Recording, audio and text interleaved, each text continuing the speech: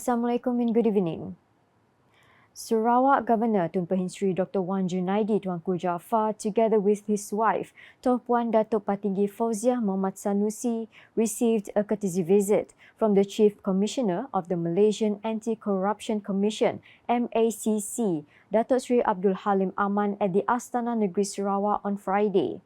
Also present was Datuk Sri Abdul Halim's wife, Datin Sri Safiah Muhammad Tahir, as well as Sarawak MACC Director, Datuk Hasbillah Muhammad Saleh, with his wife, Datin Nursyafiqah Daud. In the meeting, the two sides exchanged views on efforts to strengthen integrity, good governance, and the significance of cultivating the value of trust and accountability in the public service in addition to current national issues. Datuk Sri Abdul Halim also expressed his appreciation to Tun Pehin Sri Dr. Wan Junaidi for his advice and insight in efforts to strengthen the responsibility of countering corruption. At the same time, the Sarawak Governor also expressed his appreciation for MACC's role in strengthening awareness about integrity in the community. Bank Islam Malaysia Berhad has handed over business zakat amounting to RM692,000 for the financial year ending 31st December 2025 to the Sarawak Baitul Mal Fund (TBS) as part of the banking institution's continuous commitment towards the development of the Muslim community Ummah in Sarawak.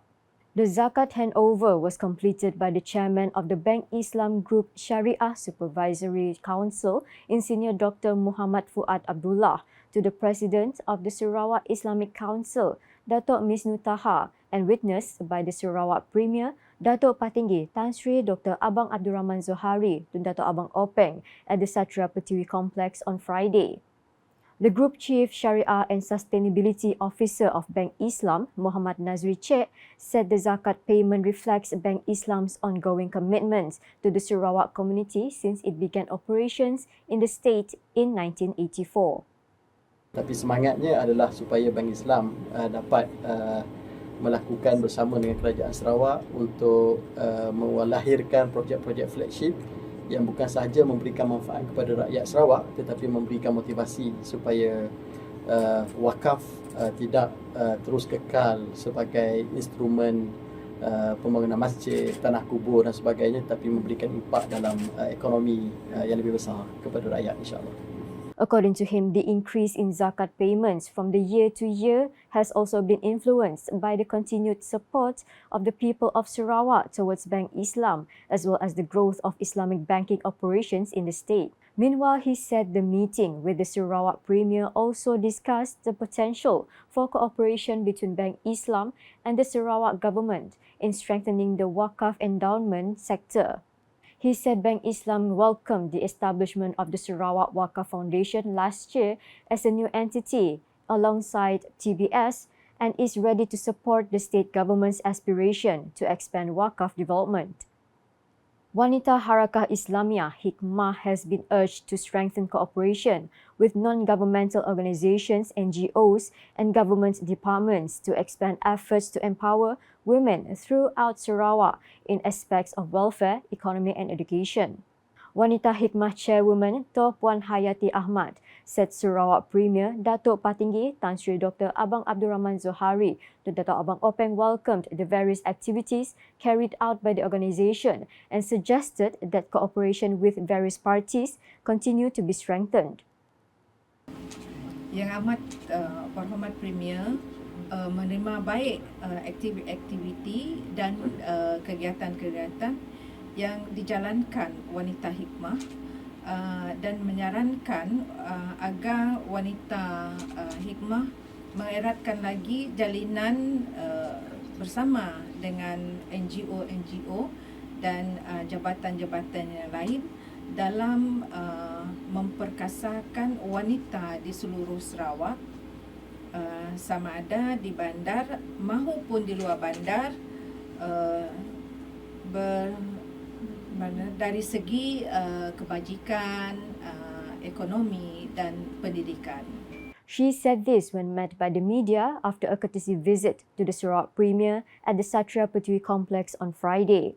According to Toh Puan Hayati, the support is crucial, taking into account Wanita HIKMAH's program, reached throughout Sarawak, including urban and rural areas.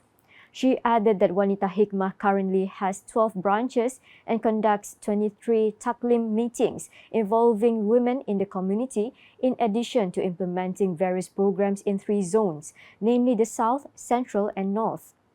She said that among the main focuses of the organization was to produce women leaders from grassroots level, empowering volunteerism and strengthening family institutions through parenting and family skills programs. Efforts are also extended to rural communities through visits to the ill and underprivileged families, in addition to holistic dakwah and welfare programs. The Sarawak State Disaster Management Committee (SDMC), in collaboration with the National Disaster Management Agency (NADMA), is planning to carry out the 3rd series of the Cloud Seeding Operation (OPA) in Sarawak as a mitigation measure against prolonged hot and dry weather conditions.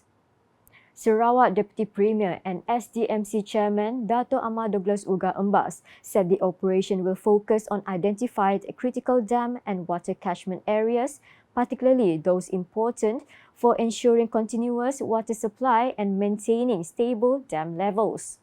He said SDMC will continue working with NADMA, Met Malaysia, the Sarawak Natural Resources and Environment Board (NREB), the Department of Environment (DOE), the Fire and Rescue Department of Malaysia (JBPM), utility agencies and other relevant agencies to ensure that monitoring, prevention and mitigation of haze and fire risks are carried out in an integrated manner. Meanwhile, Dato' Ahmad Douglas Uga also informed that 18 locations are being monitored based on weather situation and air quality reports as of 12 noon today. Several locations recorded Air Pollutant Index API readings at the unhealthy level, including IPD Serian 182, Kuching 171, Semarahan 170, Sri Aman 162, Sarike 158, Muka 151, Bintulu 151, Tebedu 150 and Lundu 102. The Sarawak government remains committed to ensuring that the people are able to access safe and comfortable road connections, particularly in rural areas. Sarawak Deputy Premier Dato' Ahmad Douglas Uga Embas said the state government's current focus is on upgrading the unpaved road network, including former logging roads. According to him, monitoring of the condition of interior region roads should be carried out to identify the need for infrastructure upgrade. He said this while speaking on the 2nd day of the XPDC 3.0 program Ulu Skrang, Ulu Kota, Ulu Entabai at Rumah Nangaju, Sungai Mujo here on Thursday. The program also reviewed the construction work of the road project that connects Nanga Meluan with Rumah Nanga Maung Klinik, SK Nangaju, Rumah Gerasi and Rumah Mengiring Uluju. The infrastructure project is expected to be completed according to the schedule set, which is in 2028. In the meantime, Dato' Ahmad Douglas Uga also announced the approval of several development projects, including the construction of the new Nangaju Bridge to facilitate access for the school community to SK Nangaju, as well as the entrance to new Rumah Nangaju. SMD Semiconductor Sdn Berhad SMD and Jiangsu Linyang Energy Company Limited, Linyang Energy, have signed a Memorandum of Agreement (MOA) to supply SMD's power semiconductor solutions, including gallium nitride, GaN technology, across Linyang Energy's smart metering and battery energy storage system (BESS) platforms for global markets. The signing ceremony was held during the Sarawak Investment Mission to Shanghai, led by Sarawak Deputy Premier and Minister for International Trade, Industry and Investment (Mintrade), Dato' Ahmad Awang Tengah Ali Hassan on Thursday. Under the MOA, SMD and Linyang Energy will jointly identify, qualify and integrate SMD's semiconductor technologies into Linyang's product platforms, with an initial focus on power semiconductor devices, GaN-based solutions and intelligent power technologies for smart meters, power conversion and energy storage systems. Dato' Ahmad Awang Tengah said the partnership strengthens the link between Sarawak's semiconductor and clean energy ambitions, calling it consistent with the state's push to develop high-value industries around technology, renewable energy and talent. And we are contributing to our economic agenda, especially to build the energy sector, and our focus, on the renewable energy, and also on the high-tech industries. That includes semiconductor, aerospace, economic-related activities, and actually the whole spectrum that we can also develop. And that shows that our people are equally competent. So I hope this collaboration will further strengthen our initiative to grow bigger, and the local community will benefit from this. And with these developments, our engineers can get employed. This is why the state government of Sarawak is focusing on talent development. Joint technical teams from both companies will focus initially on technical evaluation, product matching, design-in, qualification, and commercialization, targeting improvements in energy efficiency, power density, miniaturization, and intelligent power management. Meanwhile, Sarawak is targeting more investments from China in the sectors of green technology, energy storage, artificial intelligence (AI), and the digital economy to strengthen its position as Malaysia's green energy hub. Sarawak Deputy Premier Dato' Ahmad Awang Tengah Ali Hassan said the Sarawak-China economic relationship has great potential for further expansion. He said areas with significant potential include renewable energy, battery technology, and energy storage systems (ESS), as well as circular economy initiatives such as waste-to-energy technology and sustainable building materials. According to Dato' Ahmad Awang Tengah, more than 70% of Sarawak's electricity generation comes from clean hydropower, supported by increasing investments in solar energy and other renewable energy sources.